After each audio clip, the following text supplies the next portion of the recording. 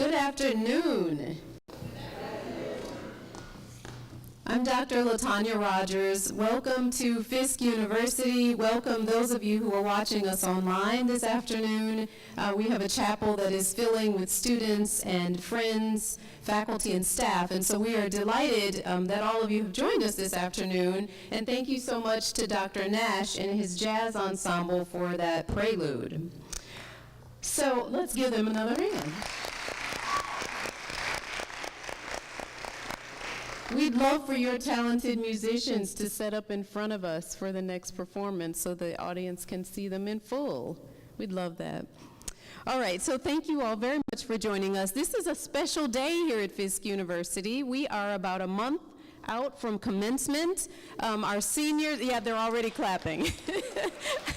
Our seniors are super excited about that. The faculty has worked really hard to get the seniors to this point, and many of us remember them when they were just freshmen. And so it's been a wonderful 4 years that we began somewhat in the middle of a pandemic. So we're excited that our seniors have made it. They look amazing this morning. And this is our opportunity to celebrate not only them, but also faculty accomplishments and student accomplishments across the university, especially if you are a member of any one of numerous honor societies. So without further ado, we invite our president of the university, Dr. Fisk, and congratulations. Thank you. Thank you, and thank you for having me with you today, but where else would I be? I mean, this is the time where we get together and we celebrate the best and the brightest here at Fisk University. To each of the students who are here to be recognized and honored today, I'd like to say a heartfelt congratulations. I have very fond memories of my 4 years in undergraduate school, and I didn't leave with an honor in anything. But I certainly was happy to get that degree and move on to the next thing. But what you're here today is representative of those who have taken advantage of a really wonderful academic opportunity, and you took it to the next level. You're here being recognized for your academic achievements and accomplishments. And for that, I honor and congratulate you. This is indeed a very special time in your life, and now it will also bring great rewards as you leave the doors of our beloved institution. So congratulations to each of you. For the faculty and the staff that are here, I'd like to say thank you, because I know none of this is possible without your commitment and your leadership and your dedication to these students. And to the friends and family who are joining us today, do know that it may be a little cool in here and very cold outside, but we are here with warm hearts, because there is no better place to be today than to celebrate the students who are leaving our institution in honor. Thank you so much for having me, and enjoy the rest of your time celebrating your achievements. Thank you.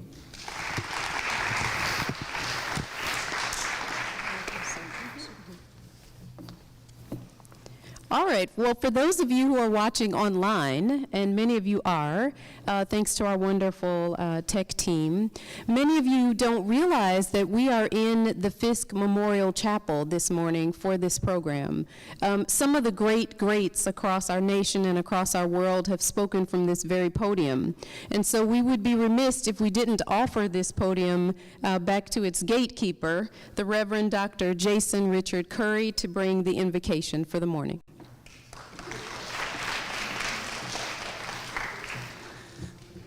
Thank you, Dr. Rogers. Let us pray. Dear God, we pause this afternoon to say thank you. From the bottom of our hearts to the depths of our souls, we give thanks to you. During this convocation program, Lord, we invoke and we celebrate your abiding presence in the life of our beloved university community. We also pause to recognize your purposeful intervention in the midst of this academic and this administrative community still called Fisk. Today, oh God, we thank you for each and every student enrolled at our beloved university. Indeed, we give thanks for those who have come to learn from us as we in turn learn from them. for they have been endowed with the challenge of being of service to this generation as well as generations yet to come. And Lord, we thank you for all of the members of our esteemed family, those who have dedicated a portion of their lives to preparing young people to meet the current and the unforeseen challenges of this present day. Today, oh God, we thank you for those who labor diligently in our administration, without whom the brilliant dreams and the far-reaching aspirations of our founders would become unrealized. And lastly, oh God, we thank you for the alumni and for the friends of Fisk University. Yes, those who have partnered with us as we endeavor to be a beacon light to intellectual communities all throughout this world. To be sure, oh God, we pause this afternoon just to say thank you. We solicit your blessings upon this great honors convocation program, for this program presents us with another opportunity to address the needs of a hopeful humanity as we all work diligently to fulfill the mission of our beloved Fisk University. And the people of God said, amen.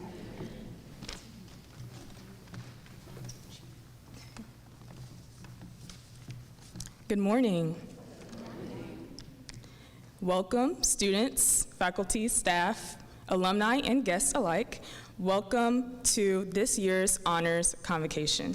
I am Lakira Floyd, a sophomore biology major and Spanish minor on the pre-med track. And again, I am honored and delighted to help welcome you all in this year's celebration and just awarding an honor for this convocation.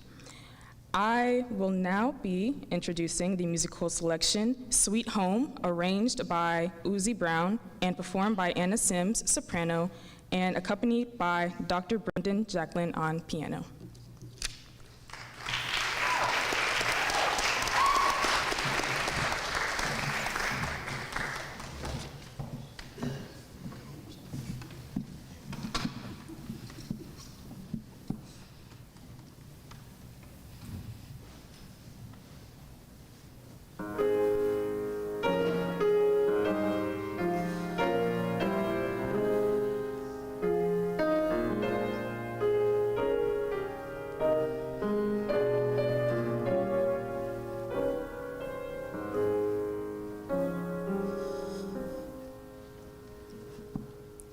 Sweet home, sweet home, sweet home, oh my Lord. Lord, I wonder if I'll ever get home. Sweet home, sweet home, sweet home, oh my Lord. Lord, I wonder if I'll ever get home.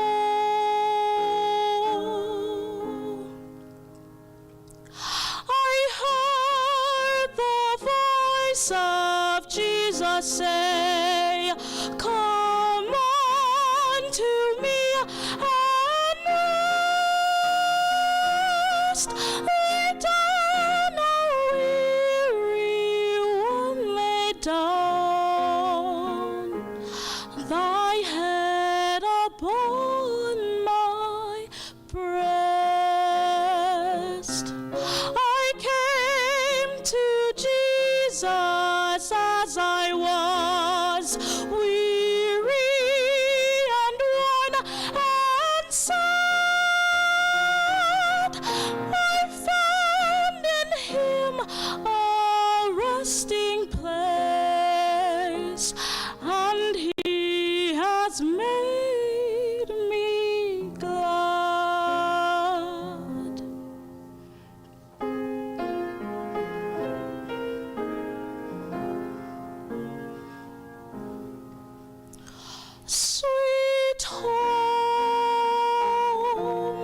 sweet home, sweet home, oh my Lord, Lord, I wonder if I'll ever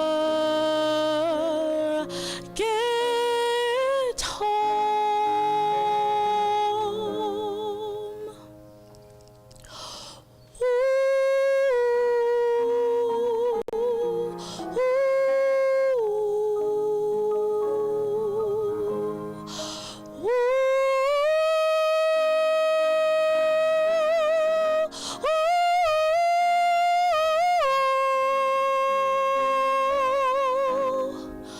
Lord, I wonder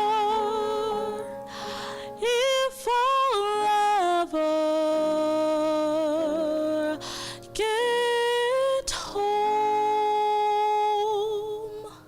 sweet home.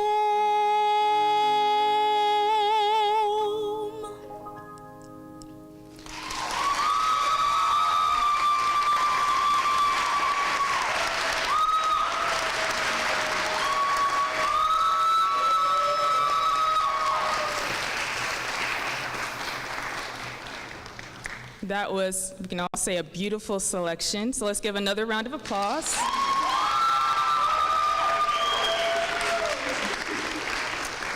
Now we will have the introduction of the keynote speaker given by El Nathan Adaogo, computer science major, class of 2027, honors scholar.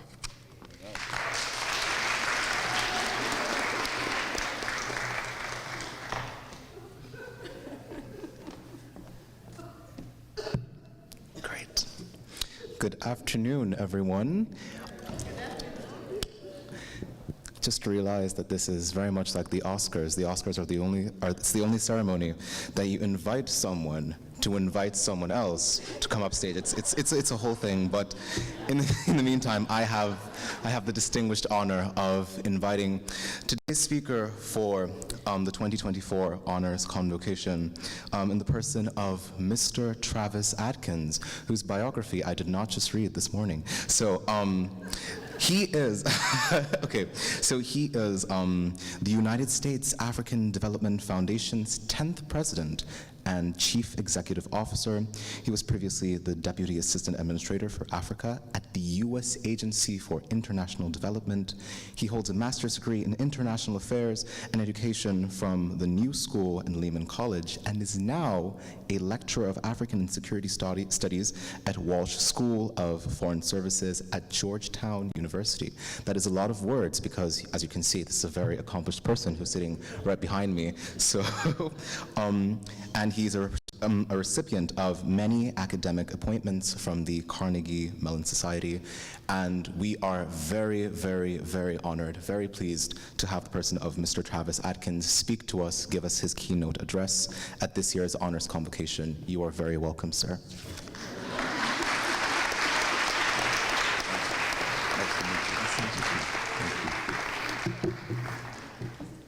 Good afternoon.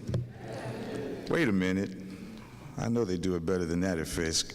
Good afternoon. Good afternoon. Thank you all so much for having me at Fisk University. It is my great honor to be embraced and to return home for such a tremendous, tremendous ceremony, honoring the greatness and the beauty and the brilliance of our students, of our scholars, of our faculty, of our staff. And as I look out over you, it's easy for me to remember why I chose to come to Fisk University, but also why I chose to have a life of service to the people of Africa, her diaspora. I see my family here with crowns, but I see crowns really on all of your heads, and I'm reminded of the quote from James Baldwin when he says that your crown has already been bought and paid for, and all you have to do is put it on. So thank you for that. This morning, Before I go too far down the path of the conversation that we will have today, I just wanted to stop and say thank you, thank you, thank you to our dear President, Dr. Eugenia Clark, to our Provost, University Provost, Dr. Robert Carr, and to our great sister, Dr. LaTanya Rogers, the Director of the Honors Program. Let's give them a round of applause. You only have to be around Dr. Rogers for a few minutes before you realize that the love and passion for this work, for this community, for this university is pouring out of her being. And so I'm really honored to have that caliber of folk look up to me for a moment like this. And I cannot leave the stage without mentioning the name of a few people. First, some of you who are students may not remember, some of you may. I have to say the name of Dr. Revis L. Mitchell, Jr.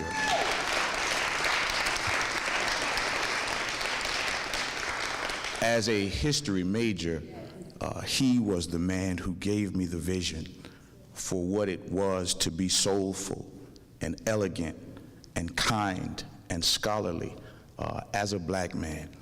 And when I woke up this morning and looked in the mirror, I could only hope that he would approve of the suit and tie combination that I tried to put together with his stylish self. I also would like to invoke the name of one of our dear professors who we lost when I was a student here, Dr. William Pearson, whom we lost at the height of his life and of his scholarship, but what he poured into us about Africa, about the African diaspora, about who we were and who we could be was so formative for my life. Let me close that section by honoring two more professors, Dr. James Quirin and Dr. Linda Wynn. These are two of the scholars of Fisk University who gave me the breadth and depth on Africa, which was the passion and the drive of my life, all of the things that had happened to our people, not only in America, but all throughout the diaspora. Dr. Wynn, who made sure that all of us knew and never forgot the centrality and the vitality and the critical role of black women in every aspect of our advocacy, of our education, of our liberation. And so to get all of that at such a formative time really helped me to advance myself on the journey that I had chosen to take. Finally, I must acknowledge two very special women sitting on the front row here. One is my mother, Elaine Atkins, whose work and sacrifice set me on the right path. So please give her a round of applause. Second is my partner in this life, Lisa Rawlings, sitting right here to my right, whose love and support means everything as we carry the load together. And I did that not just because I wanted to thank and acknowledge people personally, but I want to model to you that you should never forget the names of your people, and you should never be ashamed to call them out wherever you are, however high you think you've risen. You should never forget that. Now, I would be remiss if I did not say something about the significance of April 4th in the history of America, and particularly Black America. We had 56 years ago today, the assassination of the late, great Dr. Martin Luther King, Jr., who knew something about being on the altar, who knew something about service and sacrifice, who knew something about what it meant to give everything you have for what you love, even if it costs you your life. And one of the things I think we can take away from him and that generation is that it is powerful to find something for which you would die, but it is equally as powerful to find something for which you will live. And so we ought to all be on that journey as far as I'm concerned, and I'm sure that we all are. Let me start by talking about the idea of homecoming. And that is what this is for me. I was overjoyed again to receive this invite to be here today. And when Dr. Rogers sent me the invite, she said, "We want to welcome you home." And she put home in quotes because she was giving a figurative notion of the word based on my matriculation at Fisk University, but she couldn't know how much that was a literal thing for me. From the very beginning of my life, the 1 mile radius around Fisk University was my entire universe. I was just 2 blocks from here was my grandmother's home. We call it in Nashville Buckhannon. If you're not from here, you call it Buchanan. Made famous now for the Slim and Huskies location. But that was a seminal time in my life. My mother was a student at TSU, forgive her. But this is where I was conceived, and the first place I remember living was called College Hill Apartments, and it overlooked TSU. And so even before A Different World and all of that, I grew up, even though in difficult circumstances, seeing brilliant and beautiful black people striving. And so I never had a doubt that one day I would be or could be among them. Not only that, Citizens Bank, just a few blocks from here. I went for a few years to the Martin Luther King Magnet School, just a block away. Then my mother was working at Meharry Medical College. Then I taught and worked at the Andrew Jackson Boys and Girls Club throughout my matriculation at Fisk University. And so I claim and own and embrace this place as a resident, not as a guest. In fact, one of the things I was thinking about as I walked in is we talk about honoring ancestors. The last time I saw my grandmother in robust health was right outside that front door when she had come to celebrate my graduation, convocation.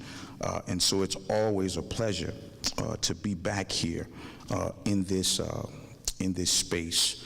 I also can't forget the Akibalan bookstore and the African Street Festival, where as a very small child, we went every year. And this is the place where I fell even more deeply in love with the community from which I had come and the people who I decided at a very early age would be the purpose of my life. And so for me, it really is a love story. I remember taking all of my little coins and going in that bookstore at 10 and 11 and 12 years old, picking up books I couldn't understand, asking for a little bit more money so I could get another one because I had half the money to get the one that I was looking at. And what that did for me, even though I didn't know if I could do it, it made me believe that I could lead the kind of life that I have now. And obviously Fisk was a major part of that. The other thing that I wanted to share in opening is that when you come home, this is the place where you take the bass out of your voice. This is the place where you let go of any airs and pretensions that the world might have made you think you had the right to take on. You relinquish your titles. You take your hat off, you take your shoes off because you're on hallowed ground. And so even though I appreciate the wonderful introduction, today there's only one president in this room, and that is the president of Fisk University. I'm just your brother, I'm just your student, I'm just your friend and your alum. Now, the president led me in a direction that I wanted to go, which was to do a little bit of confession time. So when I was here, certainly I was not an honors student. As a matter of fact, you would have a hard time getting a meal at a fast food restaurant with the GPA that I had, 2.05, 2.45. And if anyone from the registrar's office is here and it was lower than that, let's keep it between you and me. But while I was not an honors student, I was an honored student. Not that the university honored me, but that I honored it. And I did not know that they had a 5-year program at Fisk, but that was the one I secretly signed up for.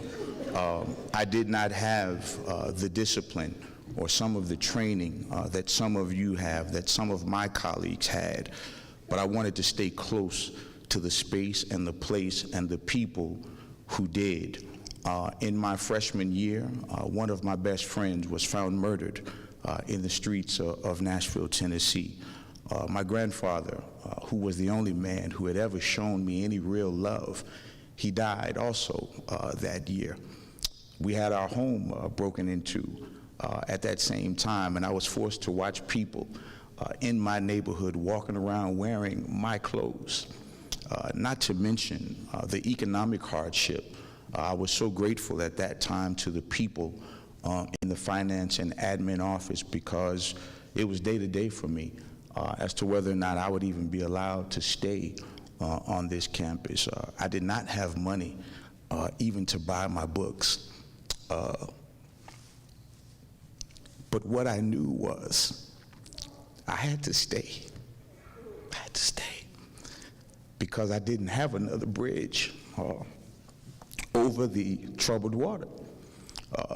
The thing that I had to go back to, it was not a life, it was a death. And so I'm so grateful that we were able to find a way, to make a way, which is what our people have become known for in America and all over the world.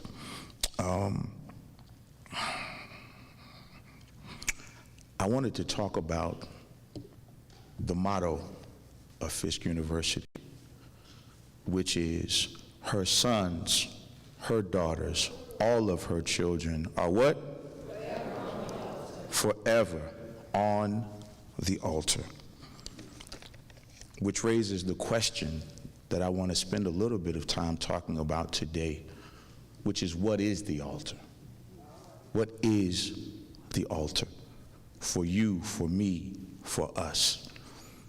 What the dictionary says in various places is that it is a elevated place for worship, for offering, for sacrifice, a centering place for for reverence and service to God. So how do we bring that high ideal into a practical reality?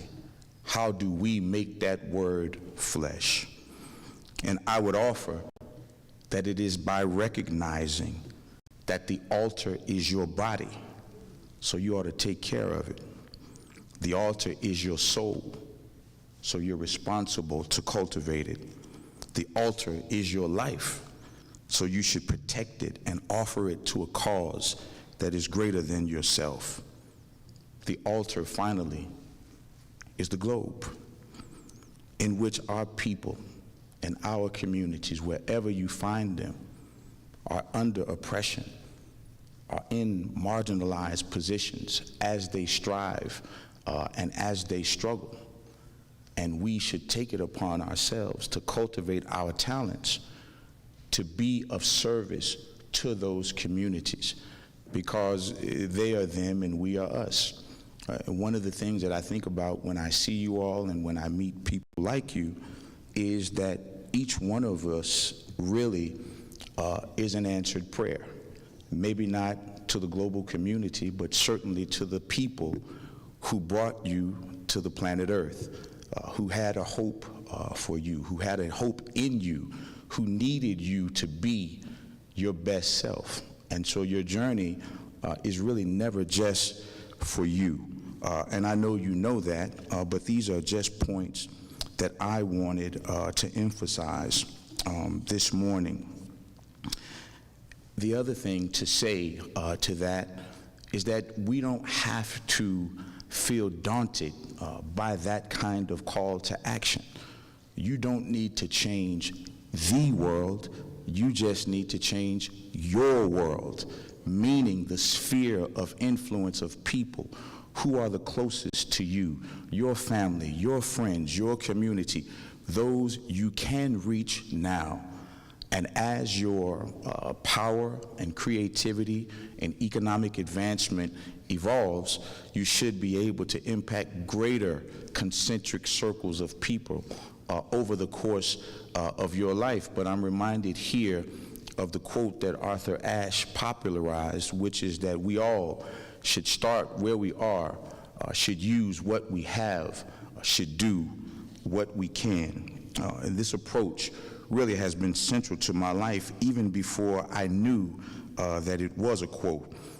As a child, I had been really heartbroken by what I saw in our society, because what we were taught at school was about equity, it was about democracy, it was about fairness.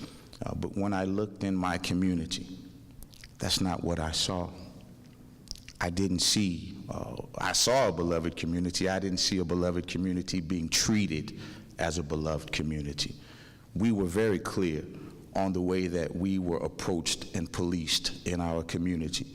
We were very clear about the palpable disdain that our teachers had for us who were from outside of our communities in our rundown schools. We were very clear about the lack of access we had to the kinds of lives that we wanted. And so not only was I heartbroken, I was enraged, even though I was very small. And what that led to for me was a series of questions to my mother and to anyone who would listen about why our world was like this, and why everywhere that I looked, whether it was on television, in the newspapers, whatever have you, everybody who was suffering in this fashion had a face just like mine, and just like my classmates, and just like my cousins and the children in my neighborhood. And she didn't give a lot of complex answers, and I don't know if she would even remember, but one of the things she told me set the course of my life for the next 40 years. She said, I don't know the answers, but I know that you would have to start with Africa to find them. That meant for me two things. One, things that happened before you were here have a direct implication on your life. And two, people who are very distant from you, separated by oceans, space, distance, time, are also deeply connected to you. And what had happened to them has a direct implication for you as a third grader in Nashville, Tennessee, even though you don't understand it. And so that led me on a search which really opened its way for me when I got to Fisk, gaining the understanding of that connectivity, gaining the understanding of how that history binds us together in a linked fate, right? That it is no accident that as Africans were being taken from the continent and sent into the transatlantic slave trade, of course, on the other side of the Atlantic, Africans were being introduced into the system of chattel slavery. It is no accident that African people were in the anti-colonial struggle for their independence at the same time we were in the civil and human rights battle for our own equality and independence as full citizens of the United States of America.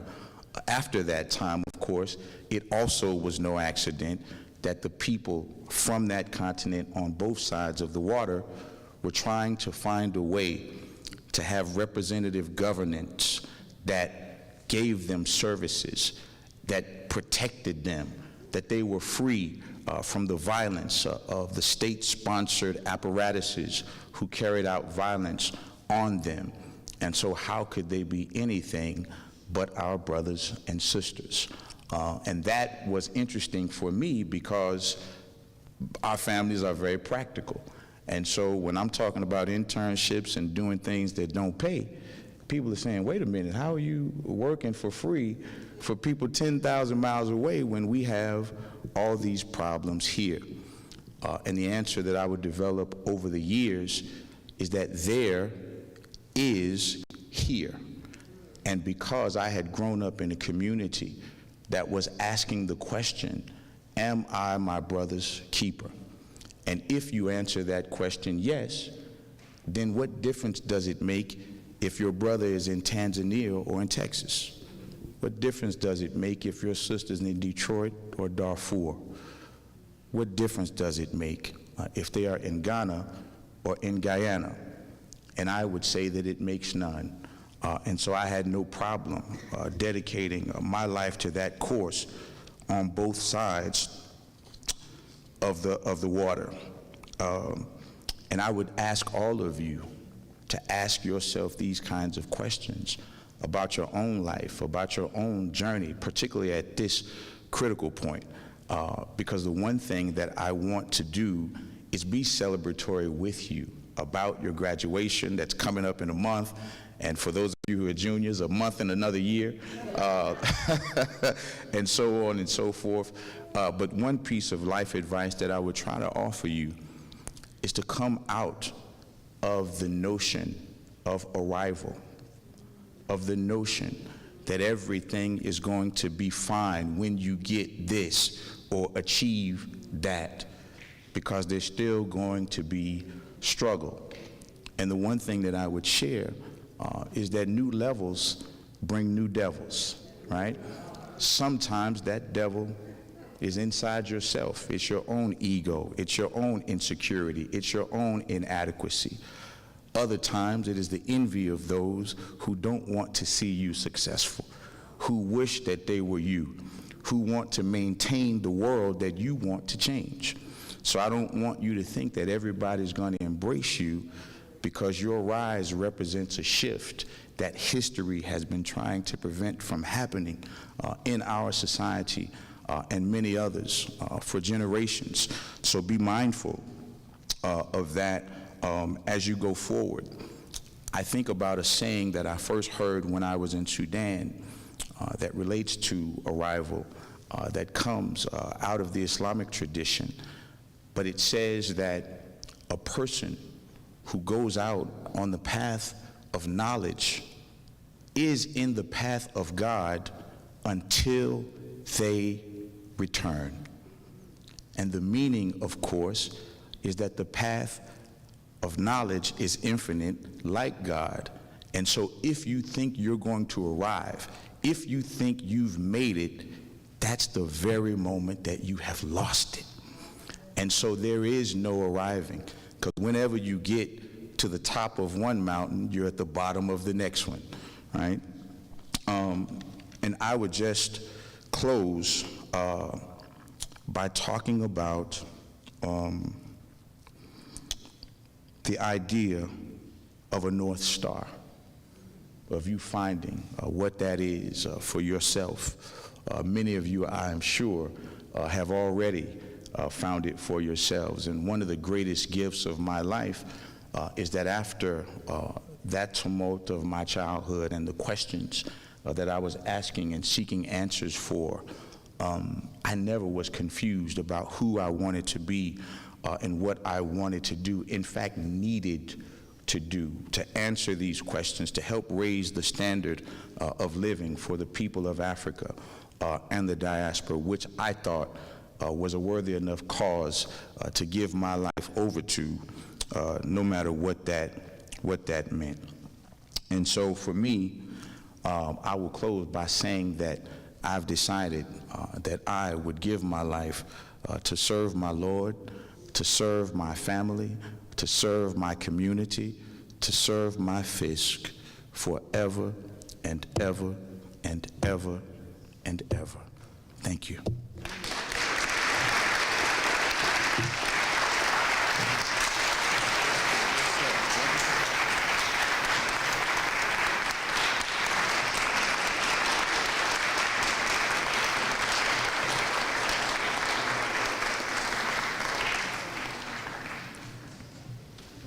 Thank you, Mr. Atkins. That was a beautiful message. And we will now have the respondent, Adetorio Akinola, computer science major, class of 2025, and honors scholar.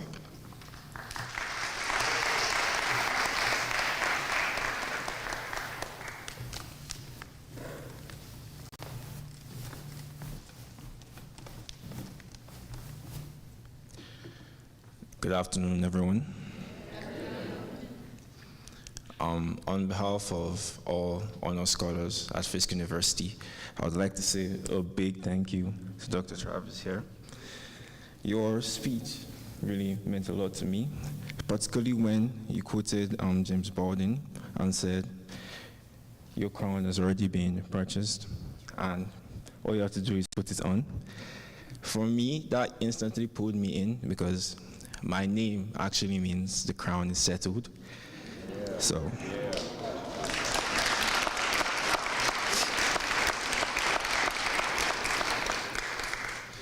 that struck a chord with me. So as I continued to listen to his speech, another thing that he pointed out was Fisk's motto, that its sons and daughters are forever on the altar. And that altar being your body, your soul, and your life. And using your life to contribute to our community around the globe.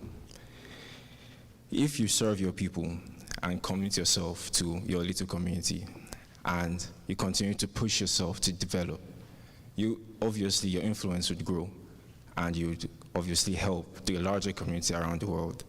So as Fiskers, if we start from our little university here, grow our influence, we could reach TSU, we could reach our brothers and sisters at Vanderbilt. We could reach every state in the United States, and obviously reach the continent of Africa, and obviously the rest of the world. So I would like to say a big thank you again to Dr. Travis. I'll continue to take what you said here today and move on with my life and progress. And I hope all other honor scholars and the rest of Fisk guys do the same. Thank you.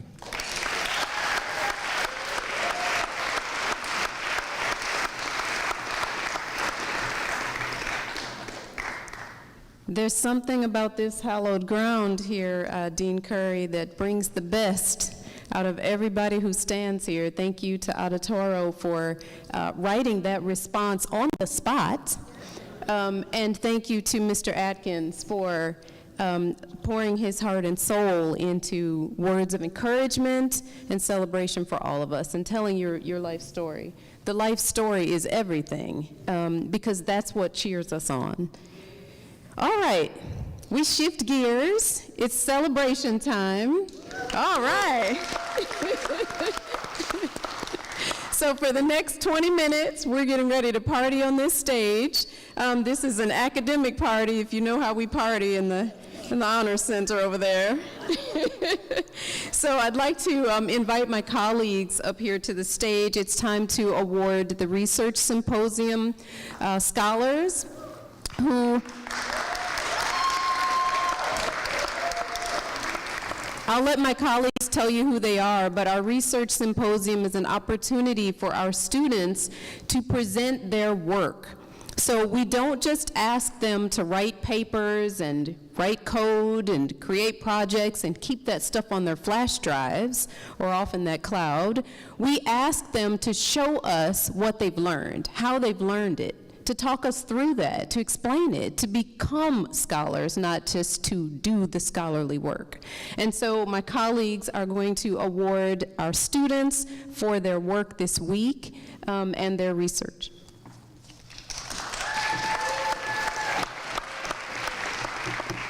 Okay, with the buildup of a party, I feel like I should have had something more prepared, like some glitter bombs for y'all or something. But good afternoon, everyone. Hi, my name is Dr. Catherine Burnett, and I'm an associate professor of English, and I'm also one of the co-chairs of the annual Fisk Research Symposium, along with Dr. Hussein, who will be reading some of the presentation awards in just a second. But to give a little bit of historical background on the Research Symposium for folks who aren't aware of it, and I know a lot of y'all actually participated, so you know what's up. But this is actually our 25th year of the Research Symposium, and yeah, I know, right? And the symposium was originally started by our esteemed colleague emerita, Dr. Priscilla Evans Morris, who was a mentor of mine and very beloved. And Dr. Hussein and I, for the past couple of years, have been trying to maintain her standard. Because the symposium, like Dr. Rogers was saying, is a really special event. It's one of my favorite things to work on as a faculty member because, to quote one of our judges, Dr. Millette, who was coming out of one of the panels yesterday, our students are amazing. I hope this hits with y'all. I feel like sometimes y'all get told this all the time, so sometimes it starts to slide off of you. But the symposium is one of the things that happens every year that really drives it home for me as a faculty member. And I'll also say, as a student at MLK, I actually went to one of the early symposiums, so I'm old. But it's really come back around. It's a really amazing event. And at the risk of this turning into an Oscars acceptance speech, I am going to say a couple of thank yous. So first off, thank you to our fellow co-chairs, Dr. Ann Roberts, Assistant Professor in Education, and Dr. Leslie Collins, Associate Professor in Psychology. Yeah, y'all are the best. And they were instrumental in keeping everything coordinated and making sure everything was running. Also, our student volunteers. I know it didn't seem like y'all were doing that much, just hanging out at the desk and checking people in, but it means a lot. So we really appreciate you and those who are taking photographs. Yeah. And definitely our faculty. Seriously, y'all really stepped up. You always do. It's never a surprise. You're amazing too. It starts to roll off of you. But I know some of y'all, you were talking about writing on the spot. I literally grabbed some folks and I was like, will you help us? And they were great. And so it was amazing. So with all of that, am I forgetting anyone? I think we're good. Okay. Let's actually talk about what you're here to hear from today. So Dr. Hussein and I will be announcing the winners in the different categories. I'll start with the oral presentations, and Dr. Hussein will handle the poster presentations. And we'll ask that the winners stand up to be recognized, and also there's nothing like a little public awkwardness on a Thursday afternoon, so we'll do that. And then if you'll stay behind afterward to receive your certificates, and we'd like to take a group picture. So with that, let's get going. So our first winner is in Computer and Data Science, the first group. We have Charles Owens. Is Charles around here? Woo! Yeah. Okay. Next up, in our second Computer and Data Science group, we have Ajay Pakarel. Ajay, are you here? Yeah. The next one, and this one was the one that Dr. Millette was like, oh my gosh, she is so smart. Tamaya Rains in Computers and Data Science. Yeah. Is it Tamia? Oh, I'm sorry, Tamaya. Sorry, Tamia. Sorry. It's Tamia Rains. Okay, next up in bioinformatics, we have Tofi Sanegi. Yeah. Then in chemistry, we have Elisa Christian.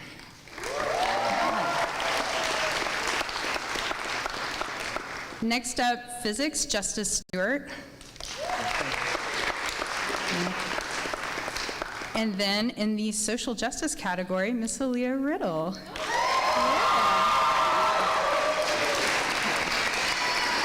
Sorry, not everyone gets a crown, so. Next up in business administration, we have Dabuluchuku Okolo. And then finally, I know she's here because I just saw her on the stage. In prestigious scholarships and honors, we have Nicole Hart. Yeah. All right, thanks, Ellen. So I'm going to hand it off to Dr. Hussein now.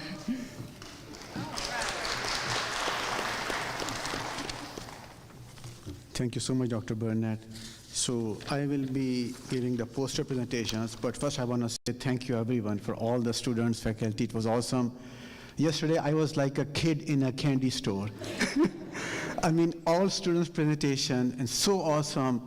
And I really got sugar breakdown at the end. I was so tired. But it was a rewarding experience. And this is the best day of the whole academic year. I like it. Of course, I love commencement day. But research symposium, I see firsthand where all students are presenting their best work. And just to share, this year we also organized special session on robotics demonstration. And our students demonstrating robots in the Appleton room. And we got the site tour. The tour bus came, and we got 60 our potential students. And these students showed demo to them. And then afterwards, I asked them, how was your experience? And Rowan was right here, and he said, it was the best time because I engaged with them and I saved them. They were interested. So I will see that these are young researchers who are training incoming. And same thing happened last year as well. We were having a poster presentations, and again, a big scholar week is not planned, but it is there. So whole tour came to special collections. And Joshua Amosa was there. I asked Joshua on the spot, present your poster to all these 30, 40 students. And he was on the spot. He presented to them. It is engaging. So I'm so blessed to be with these students. That's why I enjoy and gives me energy. Without taking any more time, sorry, I already took so much time. So regarding poster presentations, graduate biology, Elizabeth Daniels and her team, and graduate chemistry, Vida Robertson, graduate physics, Robert Gomez, and graduate data science, Ulale Editola.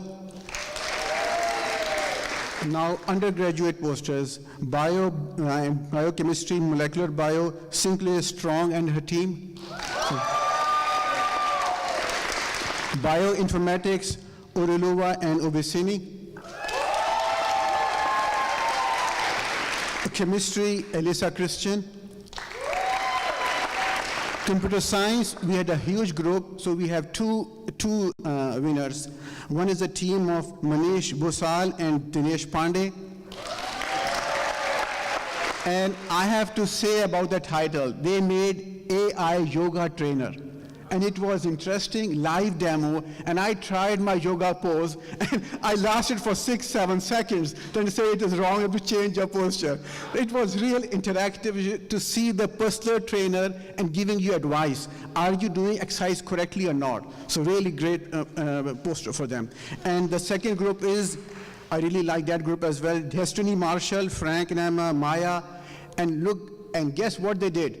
They made this website for sponsored research page, where I'm responsible, and they got the prize. A really great team, and they made. And for data science, Madison Jones.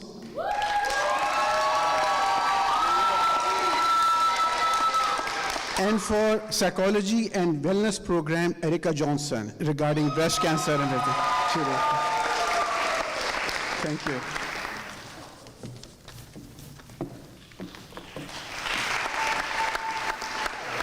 That's wonderful. It's an academic party, you all. We just need music up here, and we'd be really doing the thing. I'd like to bring to the stage Dr. Robert Carr, our provost.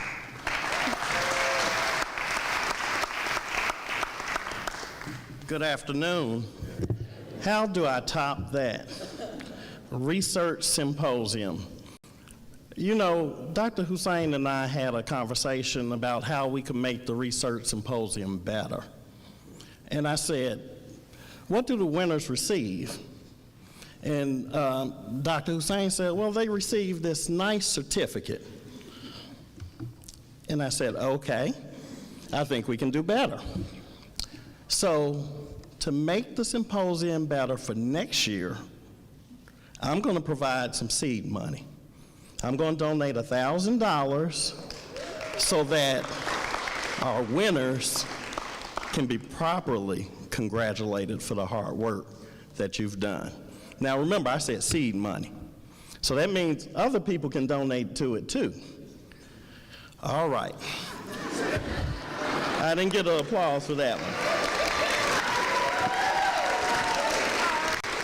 And notice this is recorded, so you have me on tape saying I'm going to do it. This morning I woke up, and I'm an early riser, but I woke up just a little earlier, a lot earlier than I normally wake up. So it was about 1 o'clock in the morning. And I couldn't go back to sleep. I laid in the bed as long as I couldn't go back to sleep, so I went upstairs to my little room where I get away and I work and I think. And I started thinking about this program. And I started thinking about the purpose. I said, why are the students here to celebrate this particular occasion. And I thought to myself, I said, if I ask a student, they're going to say I'm here because I deserve to be here because I have a great GPA. That's why I'm here. That's part of the story. How you got the GPA, by the way, I was an honor student.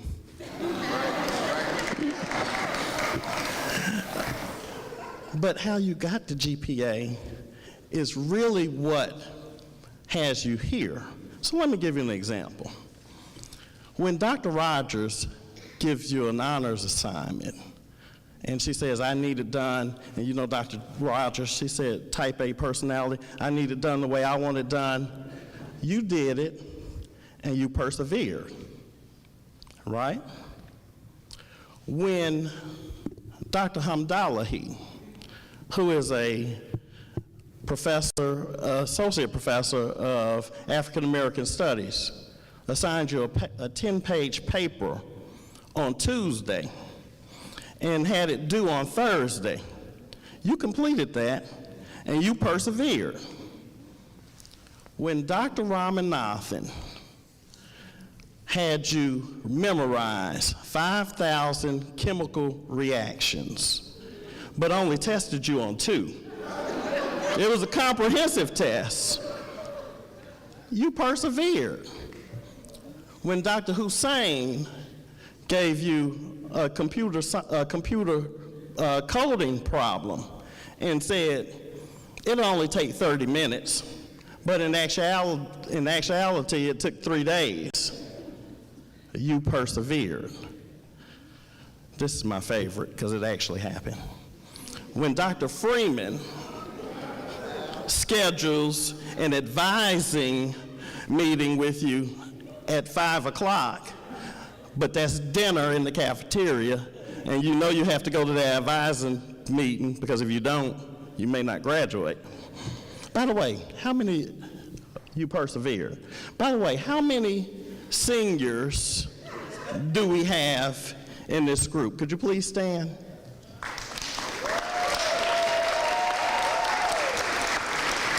Wonderful. We have a date on May 6th.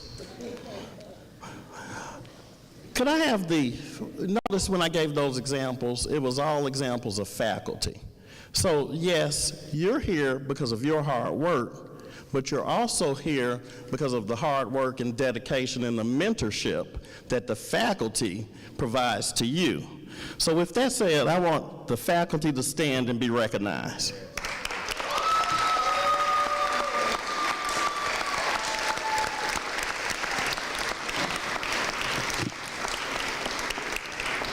Thank you. So I guess they told me I had 1 minute. I think I went to 5 or 6.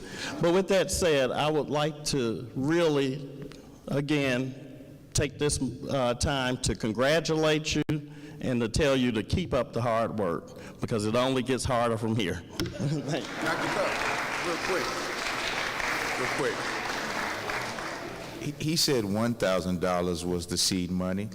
You didn't see my hand up behind you, so I'm saying it's $2,000. 1,000 of it is mine, the other 1,000 is his. We welcome all challenges. Perfect. Hold on. Dean Curry, you want to pass? No, I'm just kidding.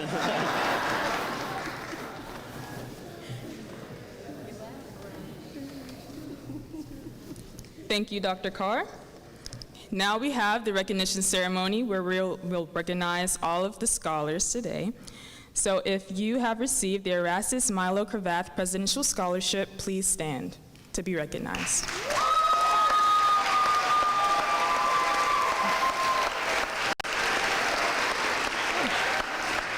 For those who have received the Ella Shepard Moore Provost Scholarship, please stand.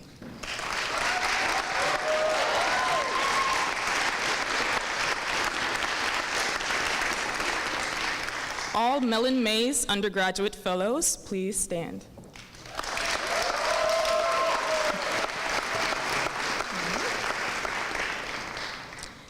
All the students a part of national and discipline-specific honor societies, please stand to be recognized.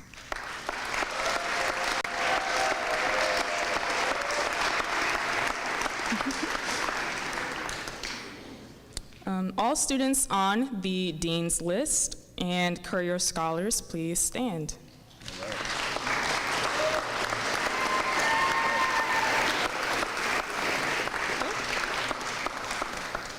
W.E.B. Du Bois General University Honors Program Scholars, please stand to be recognized.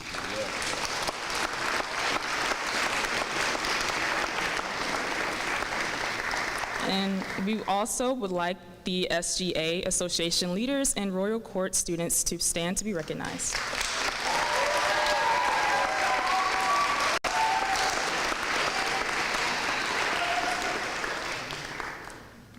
Lastly, there's faculty awards. Dr. Rogers? Okay. Thank you. I just want to unpack that a little bit because this is a really important moment. So I'm going to ask now the faculty advisors to stand so we can see them and connect them to the organizations. And for the students, I think we don't say this enough, but you all are amazing. And you have the opportunity, each and every one of you, to join a discipline-specific honor society. So I'm going to read them to you quickly and ask the faculty advisors to stand. And some of you might want to scout these folks out. Okay, so the Mellon Mays Undergraduate Fellowship is advised by Dr. Burnett. Alpha Mu Gamma Honor Society in Foreign Languages is advised by Professor Nancy Rassico. Phi Beta Kappa Honor Society is advised by Patricia McCarroll and Dr. Phyllis Freeman. Beta Kappa Chi National Society for Science is advised by Professor Patricia McCarroll and Dr. Dane Beezer. The Courier Scholars are advised by Dr. Jennifer Adebanjo and Dr. Patrick Rassico. Pi Sigma Alpha Honor Society in Political Science is also advised by Dr. Jennifer Adebanjo. Delta Mu Delta International Honor Society in Business is advised by Dr. Nicholas Umantuan.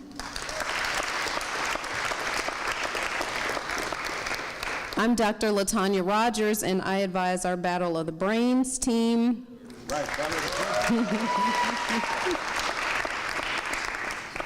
And two more groups, Phi Eta Sigma National Honor Society, I advise as well.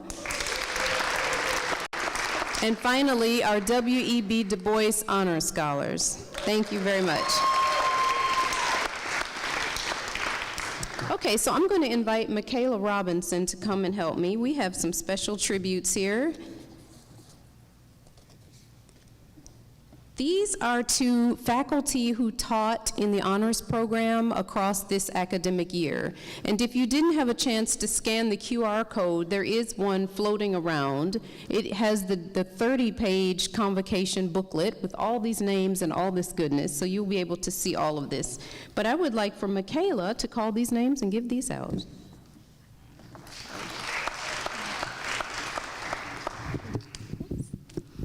Hi everyone, my name is Michaela Robinson and I am a sophomore data science major from Atlanta, Georgia. And the first name that I would like to call up on stage is Dr. Patrick Rassico.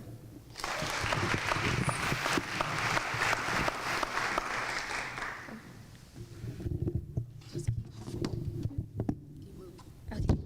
The next name that I would like to call upon the stage is Professor Shavante Hammond.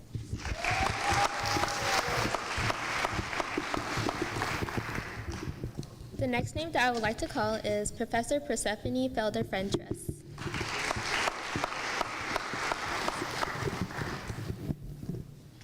The next name that I would like to call is Dr. Hannibal Hamdalahi.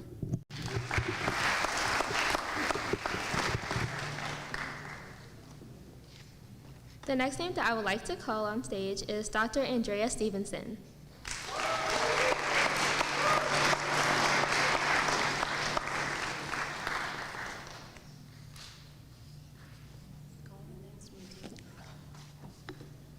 The next name is Dr. I apologize if I mess this up, Ogenobo Obrima.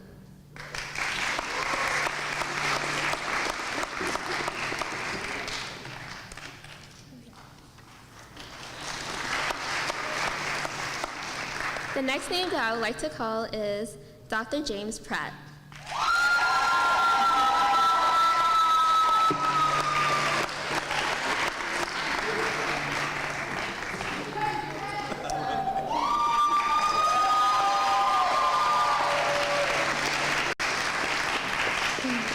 The next name is Dr. Angela Ade.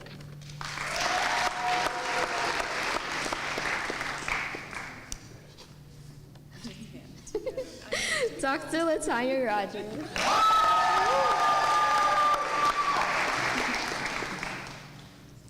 Dr. Tempest Henning.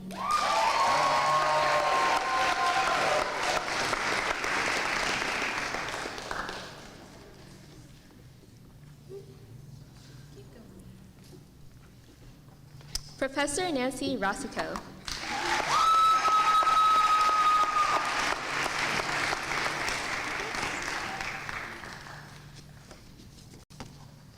Dr. Gary Yeager.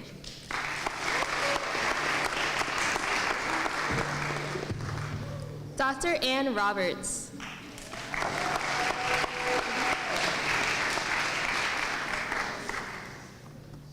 Dr. Renita Davis.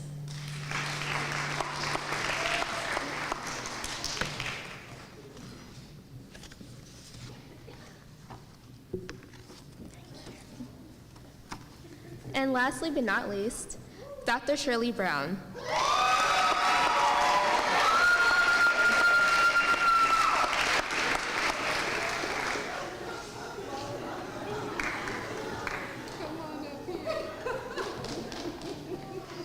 Thank you. This is a shocker. Thank you to all the faculty.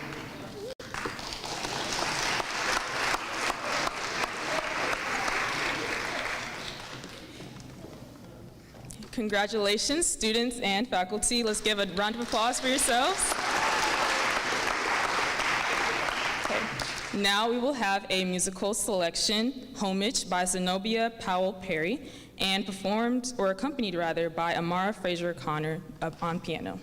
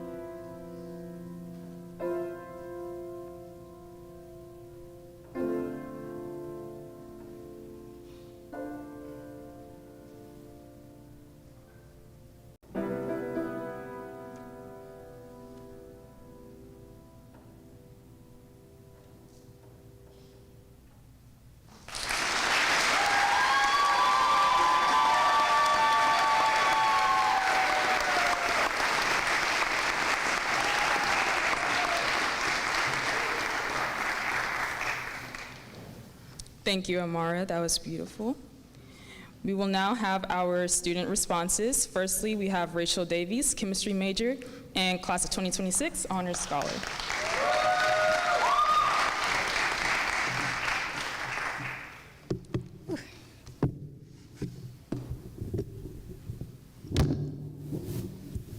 Oh, don't fire me, please.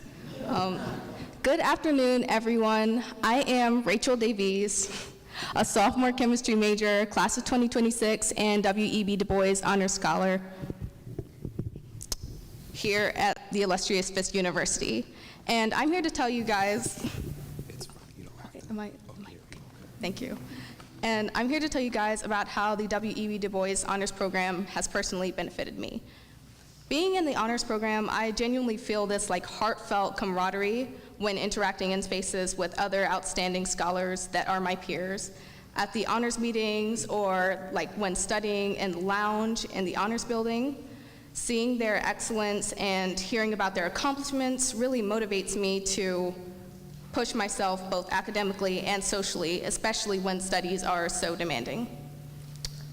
Last semester, I was in Dr. Rogers' Intro to Honors class, where I learned the history, requirements, and benefits of the honors program. I enjoyed honors composition 2 with Dr. Kabugi my freshman year, which improved my writing skills significantly and expanded my knowledge of Black literature.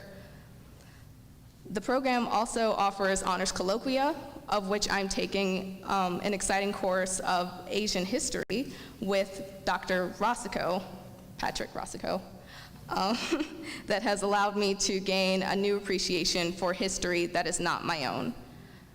The program provides opportunities for us scholars to apply for competitive, prestigious awards and scholarships, where we are coached and mentored in the rigorous process of application, so it increases our chances of obtaining such endowments.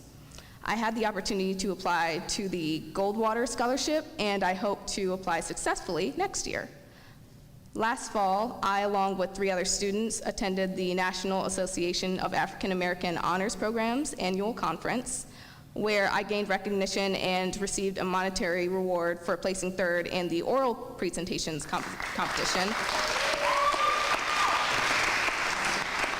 We were all able to attend a graduate school and career fair, professional development workshops, and participate in intellectual competitions, as well as explore a new city, New Orleans, which was so much fun.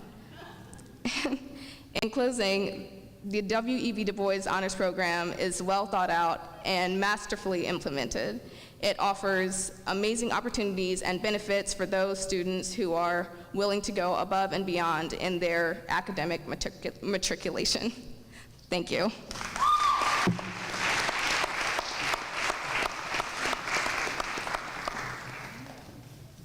Thank you, Rachel.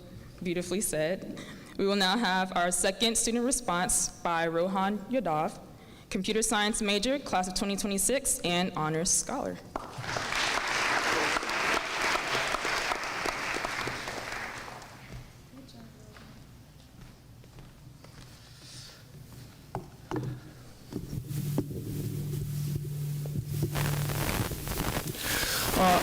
Good afternoon, everyone. I'm Rohan, a sophomore computer science major and an international student from Nepal. It's an honor for me to be here in front of you today. So talking about my journey to Fisk, 2 years ago, I stood in a precipice of a giant leap. Coming to Fisk from Nepal. A world away was terrifying. Leaving family, culture, it all felt immense. Bound by financial constraints and a fear of being away, I was still not sure. But a part of me, just like my dad who told me, "You can always come back," also whispered, "Explore." That whisper led me here, to Fisk and the honors program. Here I was not just a student, I was challenged, supported, and empowered. I dove into incredible classes, and last semester I was able to take 21 credits, and I also participated in lots of hackathons, and even won 2 of them just in my freshman year.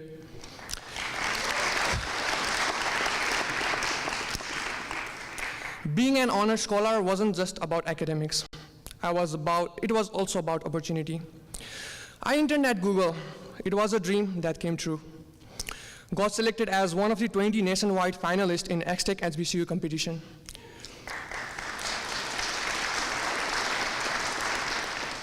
Presented a life-saving landmine detection solution at the BEA conference in Baltimore, Maryland this spring semester, and won second place in the competition.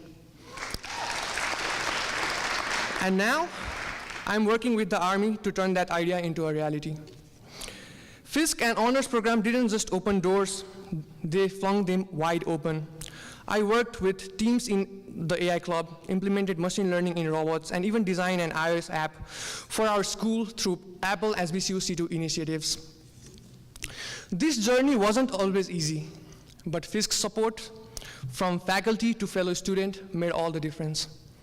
It taught me that taking risks, pushing boundaries is how we truly grow. You might stumble, you might lose, but the lessons learned are worth more than any victory. So to my fellow peers, remember, the world needs dreamers, needs innovators, needs people who are willing to take that leap of faith. The W.E.B. Du Bois Honors Program has equipped us with the knowledge, the passion, and the support of this incredible community.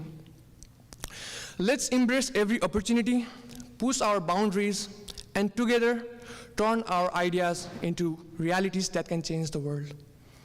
Thank you, Fisk, and the honors program, and Dr. Rogers, for believing in me and helping me find my path. Thank you.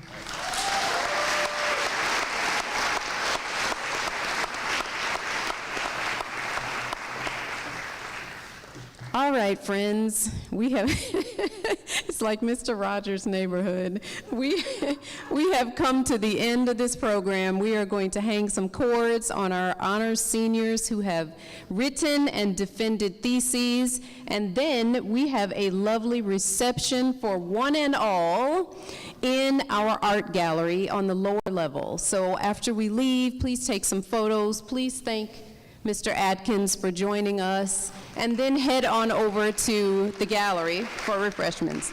So I'm going to call the seniors who defended theses to please come up to the stage, and 5 other students, any 5 students, you all, can come on up and hang cords on them.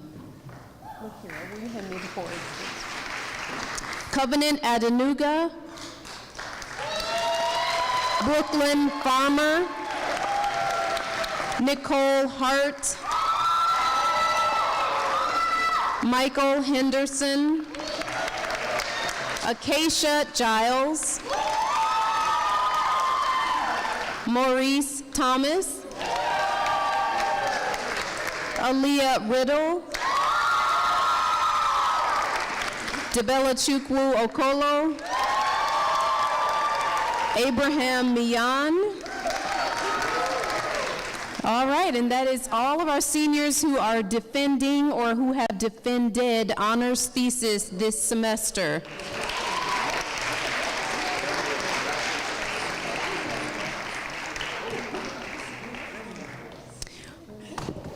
Oh, not the crown.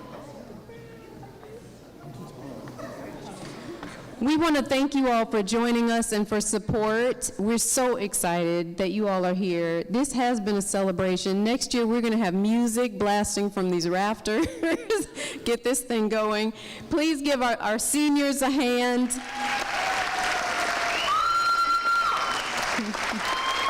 Please give the faculty a hand. 3 cheers for President Clark and Provost Carr. And finally, a big round of applause to Mr. Travis Atkins. Thank you, everybody. So long, and enjoy the reception in the gallery on the lower level. Okay, beautiful. Okay. You said defended. I am not defended. That's what I was about to say. I was so confused. That's all right.